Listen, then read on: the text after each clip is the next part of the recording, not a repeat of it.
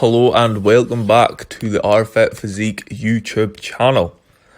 Here we have the single arm dumbbell row.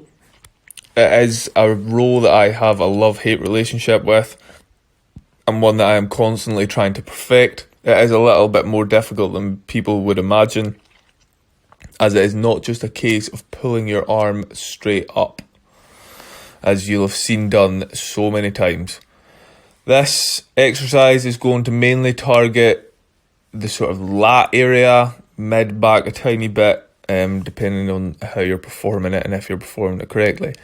So point to note is that when setting up, I like to do it on a slightly inclined bench. Obviously, you can just lean on a flat bench, one knee on the bench, one arm on the bench, with your working arm hanging off the side, obviously. I also go with my foot on the same side that we're working forward, purely because I have found that it allows for less rotation through the upper body, which means less cheating the movement. It's going to sound a little bit mental because the first time that I heard it, I was like, well, that doesn't even make sense. But what we're aiming to do here is we're aiming to pull our arm back and down, so our elbow back and down.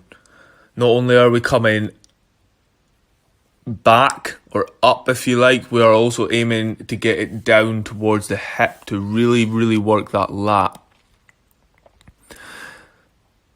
So I'm not just coming straight up here.